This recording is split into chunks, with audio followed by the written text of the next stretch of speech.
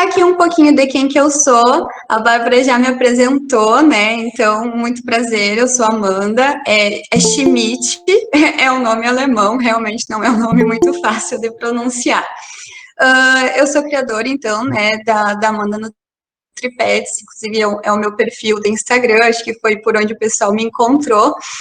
E, além de tudo isso que a Bárbara já comentou, eu sou louca por pets desde sempre, né? E também muito adoro um cafezinho. Não sei se todo mundo aqui gosta de um cafezinho também, mas quase sempre vocês vão me ouvir falar de mim com um cafezinho na mão. Eu sou a doida do café. Então, pessoal, aqui eu fiz um índicezinho para a gente vocês terem uma noção, assim, do que eu venho trazer para vocês hoje, né? Vou falar um pouco sobre a população de animais no Brasil, um pouquinho sobre mercado, algumas curiosidades para vocês, sobre o veganismo, né? Explicar também a parte afinal, né, cães, gatos são carnívoros, são onívoros, o que são? Resolvi trazer um estudo bem legal sobre a diferença entre cães e lobos, que a gente vê muito esse assunto quando a gente fala em dietas veganas, né? O pessoal já vem falando que, mas cães não são parecidos com lobo, e aí, será que são?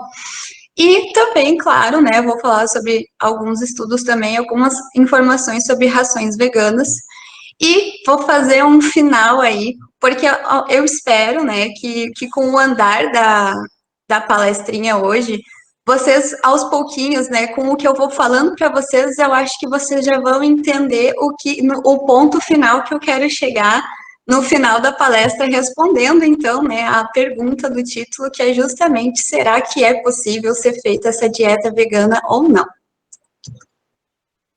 Então, aqui, um pouquinho de números para a gente. Eu acho importante a gente ter uma noção, né, dos números, a quantidade de animais de companhia que a gente está tendo convívio, né, e cada dia mais o mercado está crescendo porque esses números estão crescendo. Então, eu acho bem importante da gente ter uma noção, né.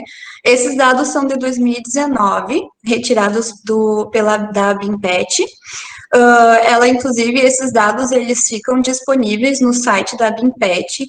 E, aliás, acho que eu não falei com a Bárbara, mas todos os estudos e artigos que eu trouxer aqui, até o site da BIMPET, se vocês quiserem depois, eu posso enviar para vocês, né? Posso enviar para a Bárbara, para o pessoal da comissão aí do PET, e aí eles repassarem, né, se for de interesse de vocês, tá bom? Mas, enfim, né, em 2019, então, a gente estava com um número de 55,1 milhões de cães, 24,7 milhões de gatos, peixes, então, 19,4 milhões, muitas aves, né, e tanto canoras quanto ornamentais, e outros tipos de pets que já estão começando a crescer também no mercado, né. Aqui é uma comparação de 2018 para 2019. A gente pode ver que todos os segmentos, né, de todos os animais, enfim, tiveram um acréscimo, né, tiveram um crescimento, ou seja, as pessoas continuam procurando adotar ou então comprar animaizinhos de estimação. Aqui um pouquinho do mercado brasileiro, tá?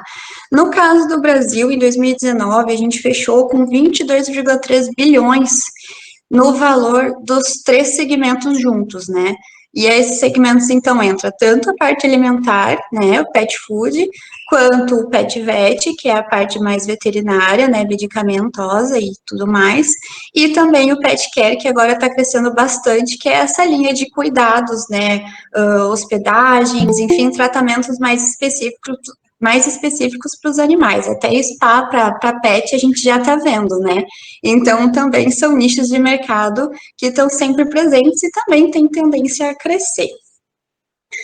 Aqui no cantinho tem uma comparação também mostrando o crescimento em relação ao volume de alimentos, né, em milhões de toneladas, então, o crescimento de 2018 para 2019, e vamos ver o que vai ser para esse nosso 2020, né? Eu estou, inclusive, curiosa para saber como é que vai ser a atualização no ano que vem sobre os dados desse ano, porque por mais que a gente tenha visto vários setores sendo afetados, né, pela situação que a gente está, de pandemia e tudo mais, é uma área, foi um segmento, principalmente a parte alimentar, assim, a gente pode ver que eu acredito, e pelas coisas que a gente tem visto nas notícias, né, que talvez não tenham sido tão afetadas pelo fato de que esses alimentos, a alimentação dos animaizinhos de estimação, não são considerado algo descartável, digamos assim, né? Não é porque a gente está na pandemia, né, que a gente deixou, que as pessoas deixaram de comprar o alimento dos seus bichinhos, né? Então, eu estou bem curiosa para saber como é que vai ser os dados do ano que vem. Vamos ver se vai ter muita oscilação nessas porcentagens de valores aí. E em relação ao faturamento mundial, até 2019 a gente estava em quarto lugar, né, em relação à fatia total do faturamento do mercado no mundo, né? A gente estava bem juntinho aqui do Reino Unido, ficando para trás, então, da China e dos Estados Unidos. Uma curiosidade é que justamente a China, até 2016, eles nem apareciam no top 10, né, do mercado, da área pet. E de uns tempos para cá, então, ela simplesmente começou também, teve um investimento alto nesse setor, a população lá também começou a criar um maior hábito, quem sabe, né, diga-se assim, de ter animais de estimação, e foi um mercado que também começou a crescer, e talvez tenda a continuar crescendo assim como nós, né. Aqui, gente, eu trouxe uma curiosidade, tá? Essa foi uma análise de dados feita pelo IBGE em 2015, que mostrou que de cada 100 famílias no Brasil, 44 criavam cachorros, enquanto só 36 tinham crianças.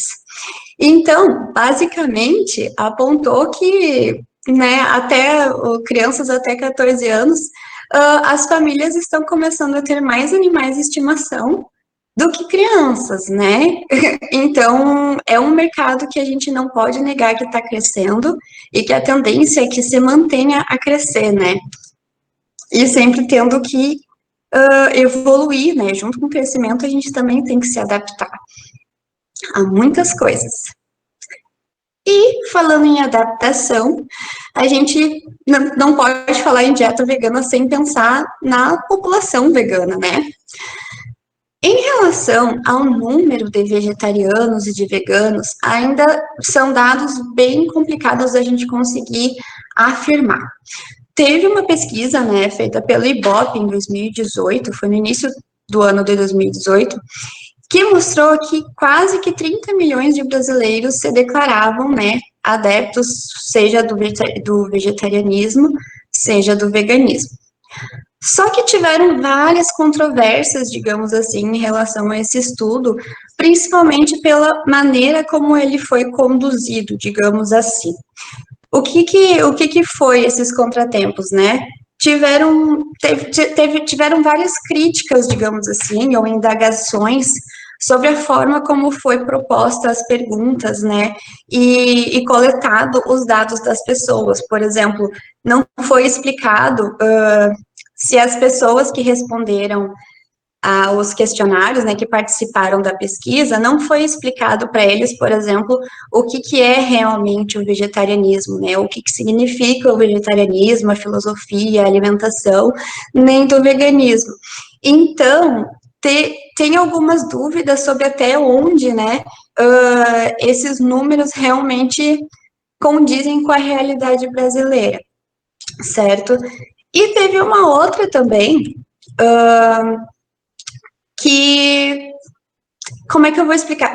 Eles pegaram dados, por exemplo, de outros países, né, e fizeram estimativas. Então, por exemplo, se na Austrália tinha uma porcentagem de pessoas X que se autodeclaravam vegetarianos, né, ou veganos, que compartilhavam dessa filosofia, eles meio que extrapolavam extrapolaram essa porcentagem de acordo com a realidade brasileira. E aí eles chegaram que seria numa estimativa aí de que 4% da população, cerca de 7,6 milhões de pessoas, né, seriam, então, se autoconsiderariam vegetarianos ou veganos.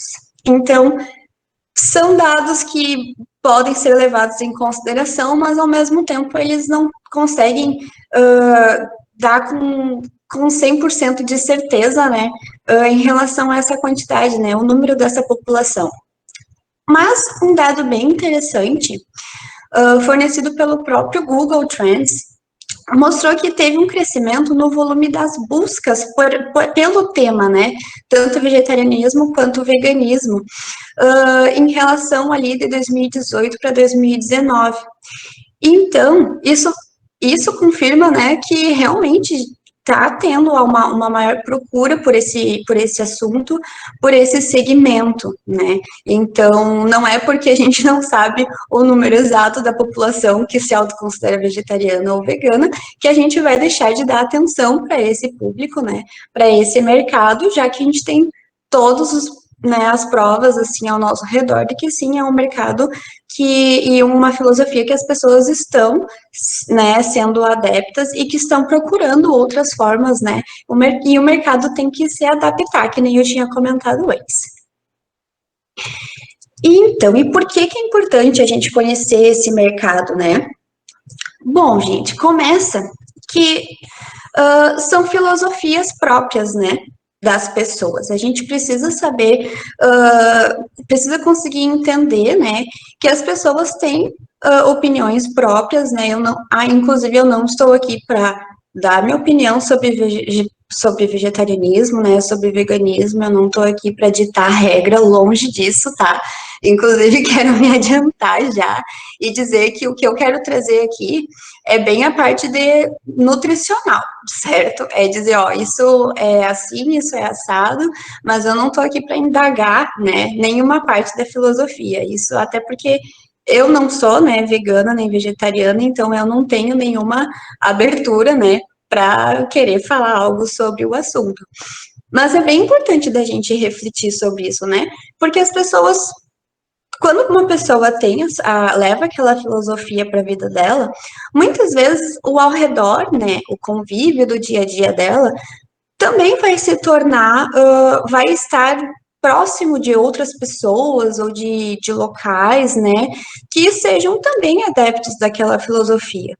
E muitas vezes isso acaba refletindo, então, nos nossos animaizinhos de companhia, né, e aí a gente entra no que é o, né, dá para chamar de um paradoxo aí filosófico para os tutores, que a gente vê que muitas vezes ficam, bah, né, eu não sou adepto, enfim, para minha alimentação, né, com produtos de origem animal, mas o meu gatinho, o meu cachorrinho, né, como é que eu faço para fazer a dieta dele, né? Será que eu coloco a minha filosofia de vida e imponho ela também ao meu animal? Será que não? Será que eu mantenho em relação à natureza, né, mais selvagem, mais animal dele, a alimentação? O que que eu faço, né? Muitas vezes o tutor fica perdido também. Sem contar que muitas vezes não tem nem opções, né, no mercado. Acho que no Brasil, acho que a gente tem uma marca só. Não tenho certeza absoluta, mas eu acho que a gente tem só uma marca brasileira de rações veganas, então é uma opção bem pequena, né? Justamente o tutor não tem grande saída, né, de para onde correr, o que que ele pode fazer. E aí, muitas vezes, acaba que os tutores começam a fazer as comidas em casa, né? Uma dieta vegetariana ou vegana, mas mais caseira, no sentido de que ele mesmo começa a pesquisar e tentar fazer por si só, né? E aí que eu acho que entra o perigo, né, pessoal? Porque no decorrer da nossa conversa a gente vai ver que não é uma dieta simples de ser feita, né? É uma dieta que tem que ser muito bem pensada, porque o importante, depois eu vou falar um pouquinho mais sobre isso, mas o importante não é bem o alimento que o animal está ingerindo, mas sim os nutrientes que ele está tendo com essa dieta, né, que ele está tendo. Então, o principal é a gente ter uma garantia da saúde do pet, né? Não necessariamente, independente no caso de ser uma ração com carne ou sem carne, o importante é a gente garantir a saúde daquele animalzinho, né? E aí que entra, que nem eu tinha comentado, né, a nossa parte como profissionais, né, de que a gente não pode trabalhar com filosofias próprias, a gente tem que trabalhar com o que os estudos nos mostram, né, com o que a ciência mostra pra gente que é possível, que não é possível, até onde a gente pode ir, né, e se arriscar, e até onde a gente deve já dar uma, opa, vamos mais devagar aqui. Então, vamos falar agora um pouquinho justamente dessa parte. Vamos acabar com essa dúvida aí de, pá, será que eu vou fazer uma alimentação vegana para os meus animais? Será que eu não vou? Será que eu posso? Isso existe? Isso não existe? Enfim. Em relação aos carnívoros, gente, que, né, cães e gatos, afinal, eles são carnívoros ou não são? Gente, cães e gatos são carnívoros, definitivamente, tá? Mas a gente tem que considerar, na verdade, que é como se os carnívoros tivessem 3 categorias de carnívoros, tá? E aí a gente vai conseguir diferenciar eles de carnívoros anatômicos, carnívoros preferenciais e carnívoros metabólicos. Vou dar uma explicada em cada um para vocês conseguirem entender direitinho. No caso dos carnívoros anatômicos, é bem o que o nome diz mesmo, né? São aqueles animais que tiveram uma evolução, eles têm uma anatomia mais carnívora, ou seja, eles possuem garras, eles possuem dentes, né, pontiagudos, enfim, feitos para rasgar carne, enfim, um estômago já mais volumoso, um intestino grosso curto, tudo isso, né, pensado como uma anatomia carnívora mesmo. E aí a gente entram os lobos, os cães, os felinos, né, tanto pequenos quanto grandes, entram os ursos e também entram no caso, os pandas. Os pandas, eles têm toda uma anatomia de um animal carnívoro, eles possuem as garras, os dentes, tudo, eles são um pacote do animal carnívoro, mas a gente sabe que eles são animais que gostam muito mais, por exemplo, do brotinho do bambu, né? Tirando, claro, épocas mais específicas, né, de reprodução, por exemplo, que eu não recomendo ninguém ficar muito perto deles por uma questão de segurança, mas existem casos mais específicos, né? Mas, no geral, eles são animais que não vão preferir a carne, eles vão preferir o brotinho do bambu lá como alimentação base deles. E é aí que entra a nossa segunda categoria, que são os carnívoros preferenciais. Ou seja, são aqueles carnívoros que eles vão optar, eles vão preferir sempre a opção de carne, né, do que a opção que não tenha carne. Isso se deve muito aos genes, né? Acho que todo mundo já ouviu falar no sabor umami, ou se não, não sei se já ouviram falar, mas é um sabor bem específico da carne. É um saborzinho que ninguém sabe explicar, mas a gente só encontra na carne. E os carnívoros preferenciais costumam ter uma facilidade maior, então, né, digamos assim, de conseguir sentir esse cheiro. Eles têm uma maior atração pelo sabor umami.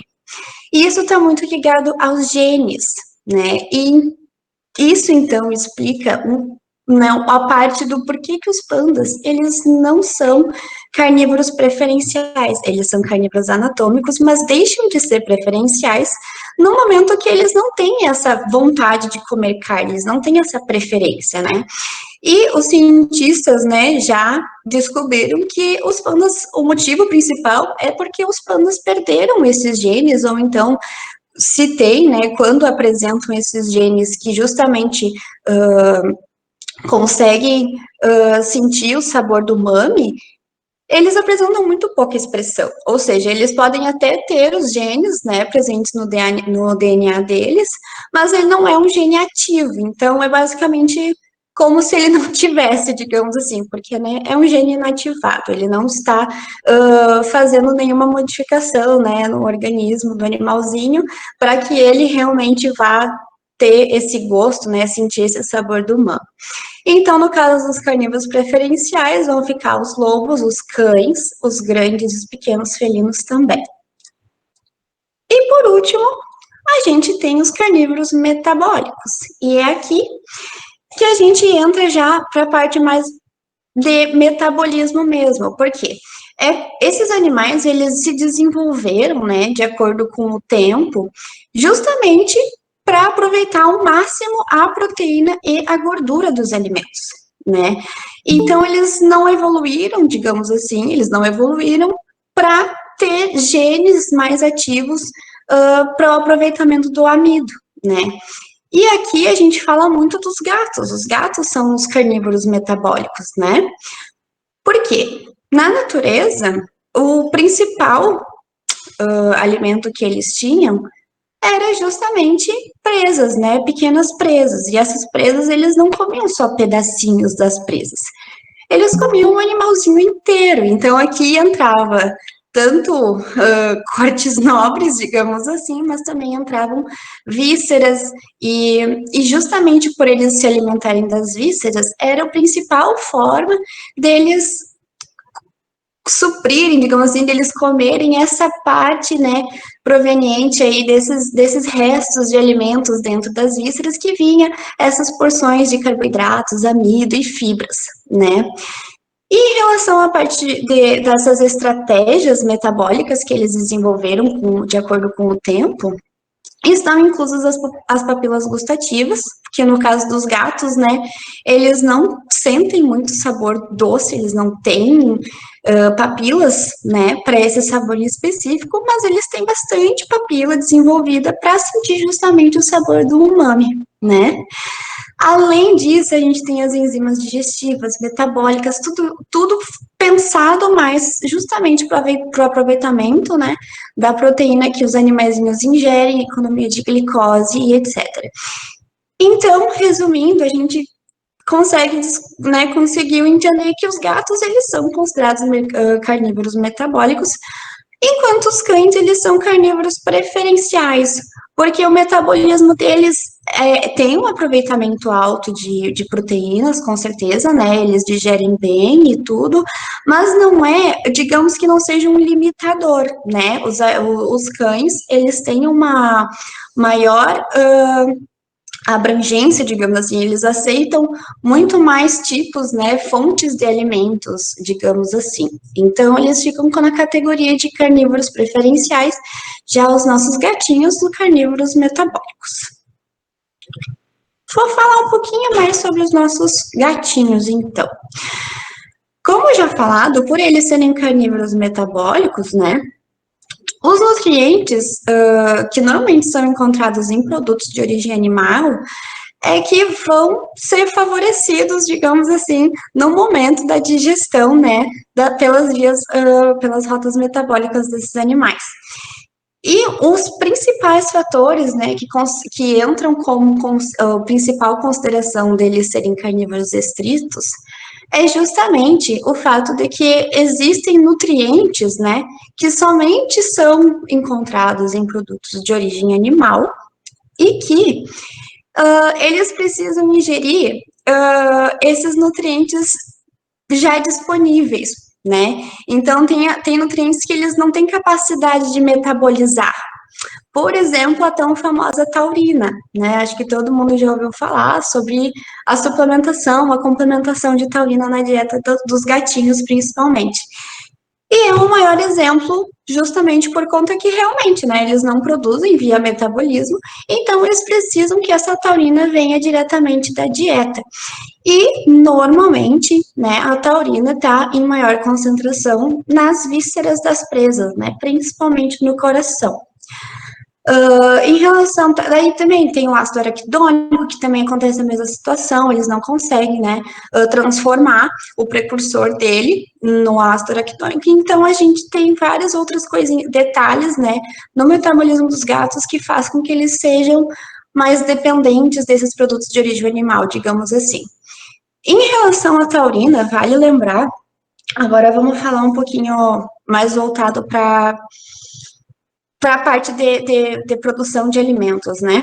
Quando a gente pensa na taurina, na complementação da taurina nas dietas, falando em rações comerciais, independente se for uma ração seca com carne ou então uma ração seca vegetariana, né, vegana, e até mesmo uma dieta caseira cozida, né? Todas essas opções vai precisar ter uma complementação de taurina sintética. Porque a taurina natural, ela é muito termolável, ela se perde muito fácil, né? Principalmente pelo aquecimento. Então, quando a gente fala em processamento de rações, a partir do momento que uma ração vai para uma extrusora, passa por algum processo de aquecimento, essa taurina natural, né, que estaria nos alimentos utilizados pela indústria, ela vai acabar se perdendo. Então, é necessário, sim, né, a utilização do complemento. E isso serve também para as dietas caseiras cozidas, principalmente, né, justamente pelo fato de que os alimentos, a partir do momento que sofrem o aquecimento, né, por mais leve que seja, a taurina vai se perder e vai ser necessária a complementação. Nos casos de dietas cruas, já é um pouquinho mais relativo, né? Sendo feito de uma forma bem calculada e balanceadinha, a gente consegue fazer a partir, né, da alimentação crua sem uma necessidade tão grande, né? Ou então sem necessidade da complementação da taurina. E vale lembrar que não é por isso que os animais, que os felinos, eles não digerem carboidratos nem fibras, né? Eles vão digerir sim, só que eles não vão ter tanta facilidade, né? Quando comparado, por exemplo, com os cães, principalmente pela anatomia, né? Mais específica do carnívoro metabólico, que nem a gente comentou, né? Por exemplo, o intestino grosso, né? Ele não é preparado para uma grande quantidade de fibras, principalmente se a gente for comparar com os cães. E agora vamos entrar no assunto, então, cães e lobos. São iguais, não são iguais? O que a gente pode falar sobre esses dois? Teve um estudo muito legal em 2013, tá? Que foi um divisor de águas, eu acho, dá para se a gente puder considerar assim, que eles traçaram um genoma de 52 raças de cães e 12 espécies de lobos, tá? Animais, assim, não em locais específicos, né, diferentes no mundo. E eles descobriram várias coisas super interessantes. Uma delas é que os cães, no geral, eles vão ter mais genes para digestão do amido e para a expressão cognitiva quando comparado com lobos, né?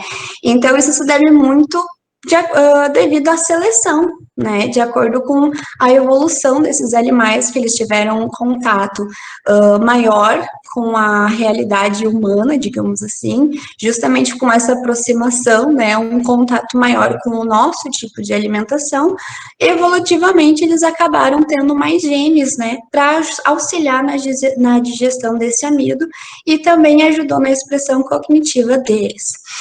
E, além disso, eles também tiveram mais expressão desses genes. O que isso significa?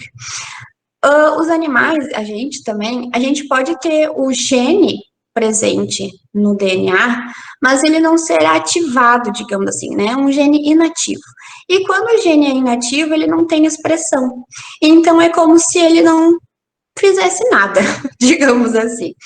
Só que o interessante dessa pesquisa é que mostrou justamente que eles, além de ter mais genes, né, eles também tiveram mais expressão desses genes, né, tiveram mais genes ativos, o que foi bem interessante, né, mostrando aí já uma grande diferença em relação a o que os animais, né, o que os cães vão conseguir digerir com uma maior facilidade quando comparado com os lobos. E isso, né, também, enfim, teve relação ao tipo de alimentação que eles foram submetidos de acordo com o tempo de evolução deles. E tudo isso que eu tô falando para vocês, relacionado a genes e ativação de genes, relacionado à nutrição, é uma área bem interessante que é chamada de nutrigenômica.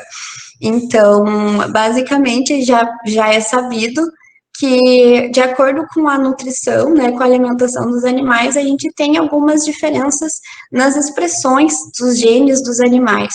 Isso é bem legal, é uma área bem legal de ser estudada. Mas, enfim, em relação às 12 espécies de lobos, especificamente, eles apresentaram, então, de 2 a 6 pares de genes apenas para digestão do amido. Só que, além de ser poucos pares de genes, né? Eles tiveram no máximo, além de tudo, eles tiveram no máximo 2 que eram expressos, ou seja, desses 2 a 6 pares, no máximo 2 realmente eram ativos. E algumas espécies, inclusive, apresentaram zero expressão. Então, eles podiam ter os 6 pares, mas tiveram espécies desses lobos que, mesmo tendo 6 pares de genes, nenhum era ativo. Então, era, né, como se eles não expressavam esses genes para digestão, o que não facilitava, né, justamente a digestão desse tipo de categoria de alimento. Aqui são alguns gráficos desse estudo mesmo, tá? Mostrando, então, justamente a parte da atividade da amilase. Aqui a gente pode ver a expressão relativa, né, dos genes relacionados à amilase, que em lobos foi super baixinho quando comparado em cães. A atividade da amilase também, bem menor em lobos quando comparado com cães. E aqui nesse segundo gráficos, a gente tem, então, em relação à maltase, e aconteceu basicamente a mesma situação, né, onde a expressão relativa foi menor em lobos, maior em cães, e a atividade também menor em lobos quando comparado com os cães.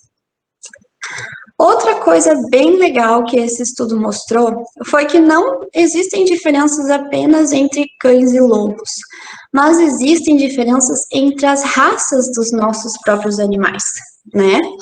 Então, o número de genes de digestão, tanto de digestão de amido quanto para expressão cognitiva, né? Ela foi diferente de uma raça para outra. E aí, a gente teve alguns números interessantes, né? Dizendo que tanto para o número de genes quanto para expressão, desculpa, tanto o número de genes para digestão do amido quanto para resposta cognitiva, nas diversas raças variou entre 6 a 18 genes. E a expressão gênica desses genes, então, variou de 2 a 16. Isso nos mostra o quê? Nos explica, digamos assim, o porquê que existem algumas raças que elas digerem melhor o amido e tem raças que digerem de forma não tão eficiente o amido, né? Sendo que são da mesma espécie. E também explica em relação à resposta cognitiva por que a gente tem algumas raças que são um pouquinho mais inteligentes que outras. Todas são muito fofas, né? Diga-se de passagem. Mas agora a gente consegue afirmar, né, com 100% de certeza, os motivos, né, do porquê que isso acontece. E então isso explica também, às vezes, porque a gente, né, percebe que às vezes o tutor tem, eu trouxe um exemplo aqui, às vezes o tutor tem um bulldog em casa, né, um francês, e tem um labrador. E aí o tutor relata, por exemplo, que o francês, ele não se dá bem, né, com esses alimentos que apresentam mais amido, por exemplo. Já o labrador tá super tranquilo, né, não tem nenhum incômodo, por exemplo. Isso se deve ao fato justamente dessa diferença entre raças. O bulldog francês, ele tem uma baixa digestão de amido quando a gente vai comparar com o labrador, que já foi provado que tem uma alta digestão.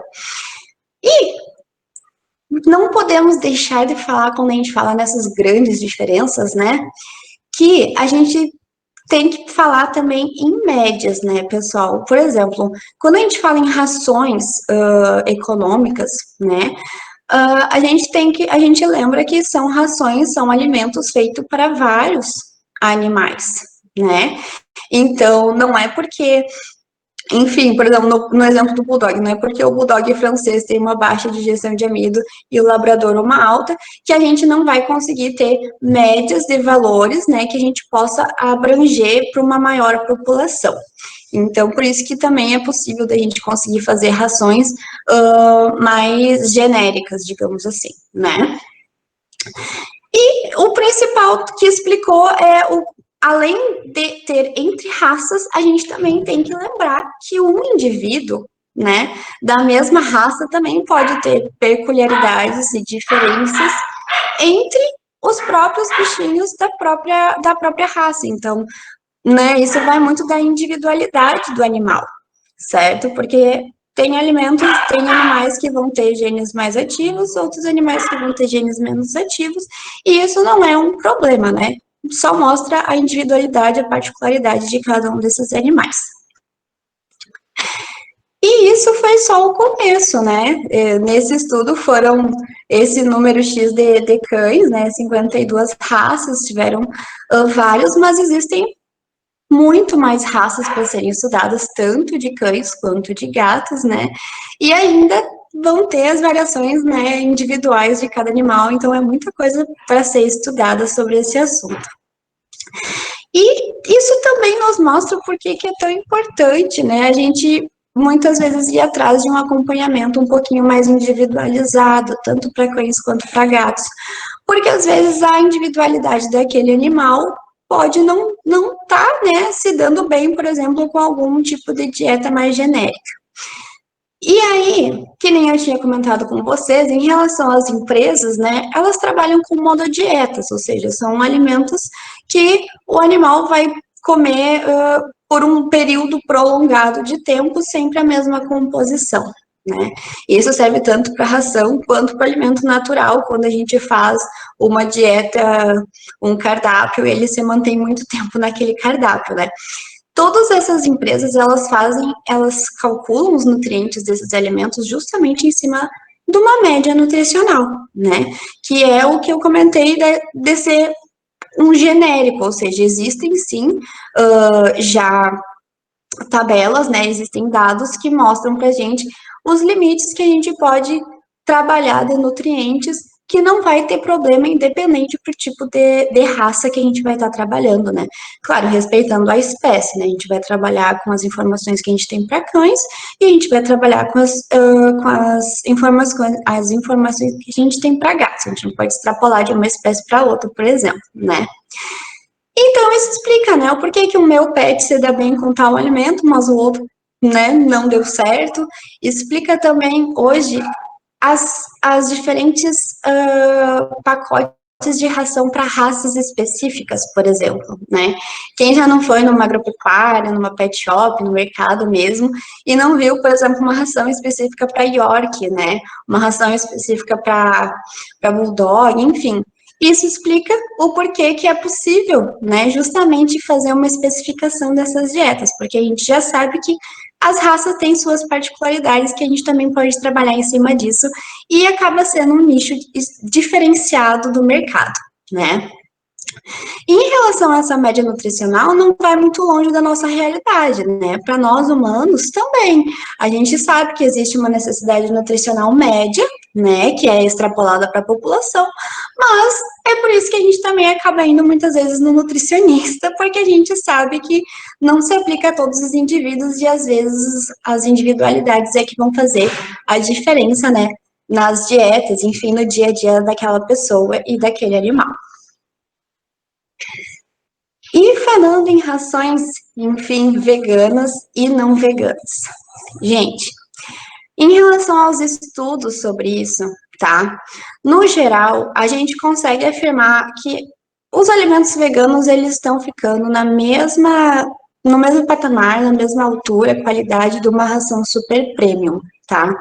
Tem alguns parâmetros, assim, que podem ser considerados mais básicos, mas, no geral, eles têm uma propriedade, né, super premium, uma composição interessante, normalmente precisam ser utilizados alimentos de uma qualidade alta para conseguir suprir todos os nutrientes necessários para os pets, né? Então, eles acabam tendo uma diferenciação no mercado, um valor agregado mais alto. Só que, em relação às pesquisas, a gente tem várias respostas, digamos assim. A gente tem pesquisa que mostra que tem rações veganas que tem desbalanceamento nutricional, né, tanto em minerais quanto de alguns outros nutrientes. Também tem pesquisas falando que existe esse desbalanceamento também em algumas rações comerciais que utilizam de proteína animal. E também tem as pesquisas que mostram que as dietas veganas não, né, não foram um motivo de nenhum déficit nutricional no animal, né, não possuíam deficiência e, portanto, seria tranquilo de oferecer para os seus animais. Então, em resumo, a gente precisa de mais estudos em cima disso, né, mais análise, discutir mais o assunto e ver quais que são as possibilidades do que a gente pode fazer para conseguir abastecer esse mercado de uma forma adequada, né? Tá, e onde é que eu quero chegar? O que eu quero dizer com tudo isso é que esse mercado vegetariano e vegano para animais, tá? Eles são uma opção, uma possibilidade de negócio com uma alta perspectiva de crescimento no Brasil, certo? Porque a gente tem tutores cada dia mais, né, se declarando ou então sendo adeptos dessas filosofias, e isso aumenta as chances deles quererem introduzir esse mesmo tipo de dieta, né, essa mesma filosofia para a alimentação dos seus animais de companhia. Então, no meu ver, certo, eu prefiro mil vezes que a gente tenha opções para oferecer para esses proprietários seguras, né? É mil vezes mais interessante a gente ter opções que o tutor pode confiar, que ele pode, e além de poder confiar, vai estar dentro da filosofia dele, todo mundo vai sair ganhando, né? Porque como vocês já devem ter entendido, né, gente? Não importa o alimento que o animal vai comer. O que importa são os nutrientes que esse animal vai ingerir. Então, não importa se a proteína está vindo de um carboidrato, se está vindo se a gordura está vindo de alguma fruta, enfim. O que importa é que o aporte, né, nutricional, que os nutrientes que aquele animal precisa para manter o organismo dele funcionando da melhor forma possível, estejam sendo supridos, né? Isso serve tanto para cães quanto para gatos. Hoje em dia a gente, né, consegue sim fazer essas dietas. Claro que precisa ter uma atenção muito redobrada, né? Porque para realmente ter certeza de que está tudo certinho, os nutrientes todos estão sendo supridos, mas sim é possível, né? Tanto para rações quanto para dietas caseiras, né?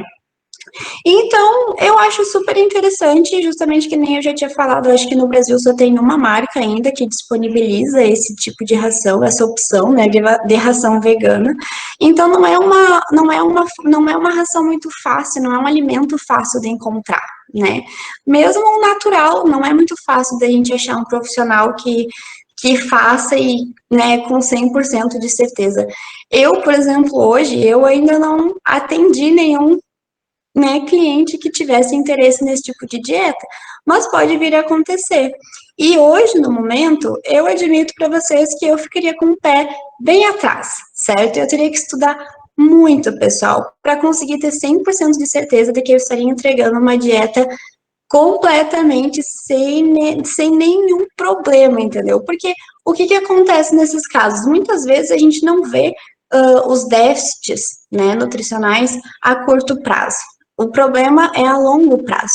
E isso é bem preocupante também, inclusive nos casos, né, tanto das rações veganas quanto das rações comerciais, das pesquisas, que mostraram déficits de algum tipo de nutriente, né? Porque a longo prazo isso vai se demonstrar em talvez alguma desregulação no metabolismo do animal, né? Não tem como a gente adivinhar. Mas, então, em resumo, né, eu indico ter sempre independente da dieta, mas principalmente nesses casos de dietas vegetarianas e veganas, um acompanhamento profissional, né, seja do zootecnista, seja no veterinário, né, nutricionista, e inclusive agrônomos também, né, podem trabalhar com essa área de nutrição, mas eles, os que a gente mais tem facilidade de encontrar são os zootecnistas e os veterinários nutricionistas. Justamente por ser uma dieta bem complicada, né? E mesmo assim, e um profissional que talvez já tenha tido uma experiência, né? Já tem um pouquinho mais de aproximação com esse tipo de dieta, certo? E o que, que isso tudo significa? Eu teve essa frase, foi a Flávia Saad, não sei se o pessoal aqui já conhece, mas a Flávia é uma veterinária, quase zootecnista, porque ela é nutricionista, pessoal. Ela é uma referência muito grande na área de nutrição, PET, né, especificamente, e ela falou justamente o que eu comentei no início, e é uma das coisas que eu acredito, né, que nós profissionais nós não devemos ter filosofias, mas sim seguir a ciência e tudo que os estudos nos revelam. Ou seja, não é porque o tutor quer uma dieta vegana, lá, que eu não é porque eu não sou vegana que eu não vou prescrever uma dieta para ele, entendeu? Longe disso, porque a gente tem que priorizar a saúde do animal, né? A gente precisa pensar que o nosso paciente, o nosso cliente, ele precisa ser saudável, ele precisa estar tendo uma alimentação correta, independente das fontes dos alimentos que ele está tendo, né? Então, isso tudo significa, a palestra inteira foi para dizer para vocês que sim, né, é super possível a gente fazer dietas veganas para cães e gatos, desde que a gente respeite, então, as particularidades metabólicas, né, de cada espécie, as necessidades nutricionais de cada um e as individualidades, principalmente quando a gente fala em dietas mais específicas, né, para um animal, um indivíduo mais específico. O mais difícil que eu considero para essas dietas é a aceitabilidade, né? É a palatabilidade desses alimentos. Para cães é mais tranquilo, né? Eles aceitam, normalmente os cães são mais abertos, digamos assim, para receber alimentos diferentes. Agora, para gatos é um pouquinho mais complicado, né? Seja pelo fato deles serem de todas as características e carnívoros metabólicos que eu tinha comentado com vocês, né? Seja pelo fato de que os gatos, eles têm uma memória gustativa muito forte. Então, para gatos mais novos, para gatos filhotes que tiveram bastante contato, né? Não bastante, mas no sentido de que tiveram contato com várias opções de alimentos, seja de sabores diferentes, texturas diferentes, isso ajuda muito na introdução, tanto numa dieta natural quanto numa dieta vegana, né? Porque eles já tiveram contato com aquele alimento, eles provavelmente têm uma facilidade maior de eles quererem aceitar, ou pelo menos terem a curiosidade de querer comer. Porque para o gato, tudo que é novo, normalmente deve ser evitado, né? Então, tudo que eles têm, que eles já tiveram contato, fica muito mais fácil da gente conseguir introduzir, né? Não que não seja possível para animais mais velhos, né? Mas animais mais velhos que sempre comeram ração, que nunca tiveram contato com alimentos diferentes, vai ser um pouco mais complicado, né? E vai ter animais que não vão aceitar. Tem todos os tipos. Os gatos, eu brinco que são uma caixinha de surpresa. Quando a gente acha que eles vão aceitar alguma coisa, eles não vão aceitar. E quando a gente acha que eles nem vão dar bola, eles vão gostar. Então, são bichinhos bem peculiares, né? Eles têm bastante uma maior dificuldade da gente conseguir fazer com que eles aceitem essas coisas novas e diferentes. Mas não significa que não seja possível também, né? Tudo feito com uma forma diferente, né? Específica para aquele bichinho, respeitando, quem sabe, a personalidade dele também. De qualquer forma, a gente pode tentar, né? E pode ser possível também, assim como para introduzir para cães.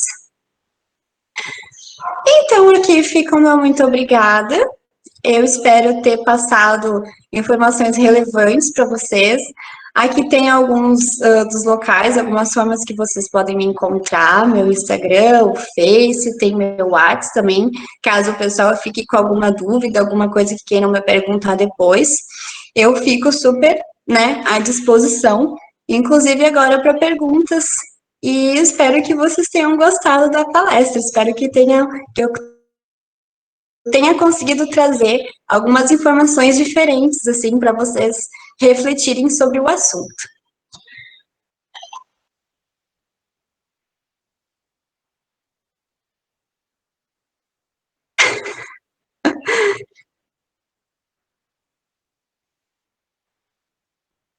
É verdade, eu estava te chamando de Bárbara, menina, perdão.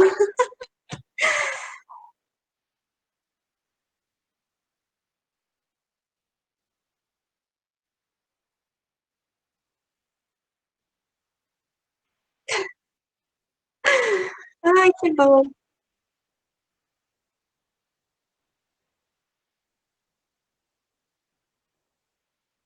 Oba,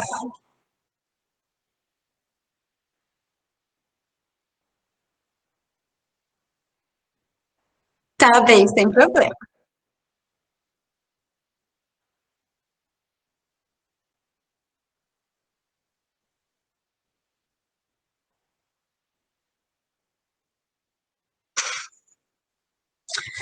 Então, aí já vai entrar uma questão mais filosófica, né? Vai entrar uma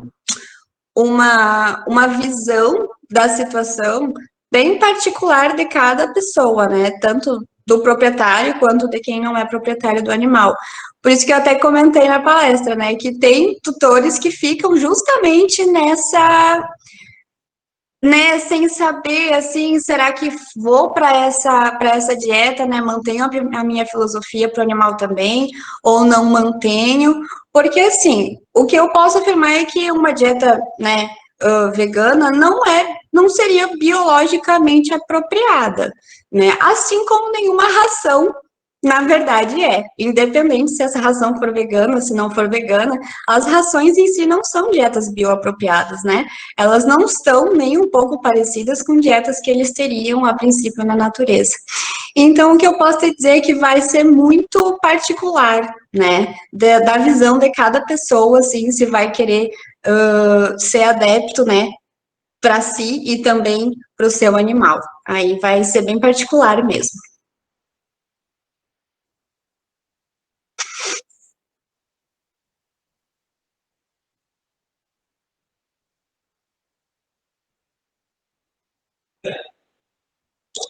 Então, Andresa, né, como eu tinha comentado, para os animais, o importante mesmo é os nutrientes estarem sendo atendidos, né? Independente se esses nutrientes estão vindo de uma ração vegana, de uma ração convencional, de uma dieta caseira vegana, de uma dieta caseira crua, enfim, independente da fonte do alimento, o animal, a partir do momento que aquele alimento entra no organismo do animal, que ele é digerido, o que vai ser utilizado pelo corpo, pelo metabolismo, são os nutrientes, né? Então, se o animal ingeriu a proteína e a origem foi um vegetal, né, um carboidrato, a partir do momento que essa proteína está no organismo, os aminoácidos e toda a proteína que vai ser formada, não, para ela não faz diferença a origem, né, dessa proteína ingerida, e sim que essa proteína foi ingerida. Então, sim, né, não teria problema em relação a isso.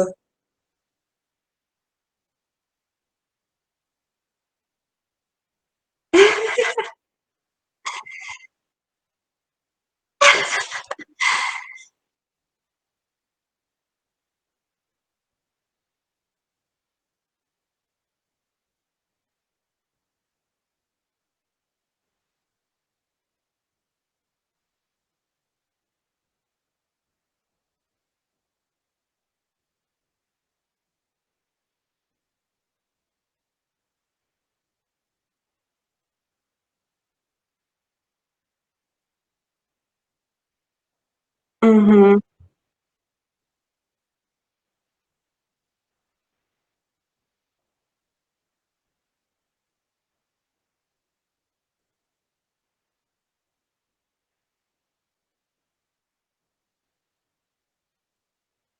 Isso.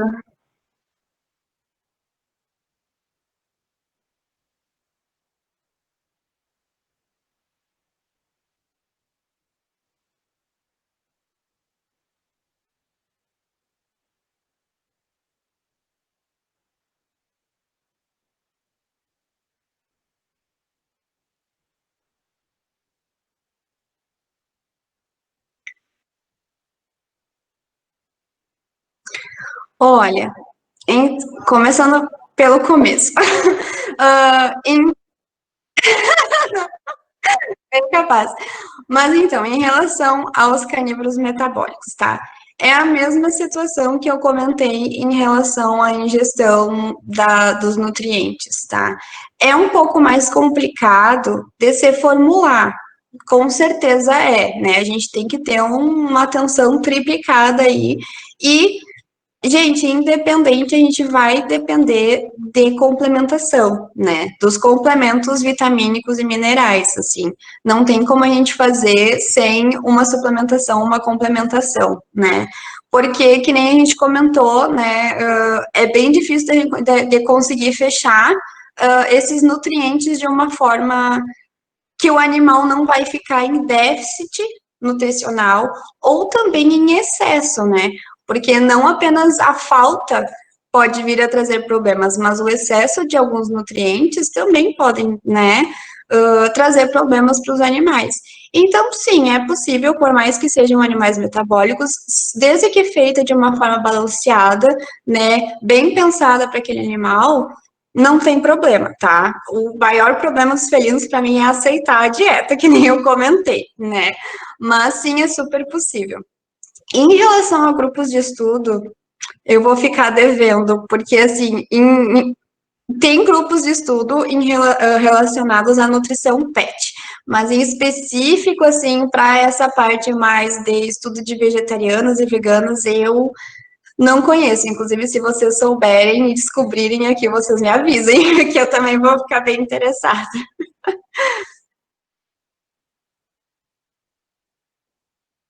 Sim, e tá para crescer bastante, né? Imagina.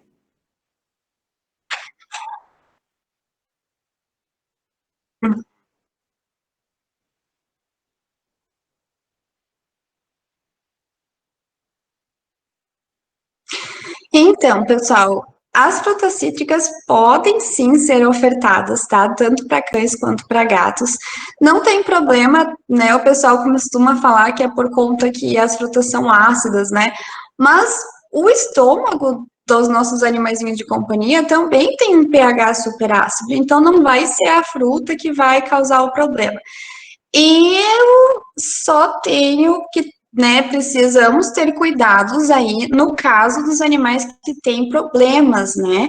Problemas de gastrite, úlcera, nesses casos onde, né, tem uma sensibilidade maior, aí não é recomendado mesmo, porque pode afetar, né, a situação do animalzinho. Mas animais saudáveis não tem problema. Claro, né, gente? Isso para todos os alimentos, nunca em excesso. Tudo em excesso vai acabar fazendo mal em algum momento. Mas se dado de vez em quando, porções pequenas, não vai ser problema nenhum. Inclusive, eles costumam gostar bastante. Aqui em casa, na nossa cadela, não pode ver a gente pegar uma bergamota. Uma mexerica? Não é mexerica, é bergamota, eu não sei. Aqui é bergamota. No sul a gente chama de bergamota. Mas, e ela adora, e é uma fruta que todo mundo, né, bah, é ácida, mas ela gosta bastante. Então, de vez em quando, em porções nada exageradas, assim, não tem problema nenhum, não.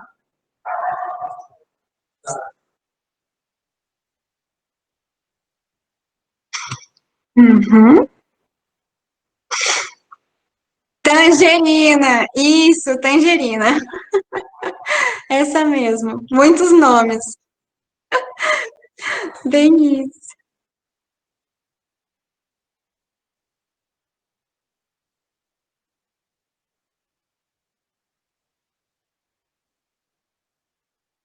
Ó.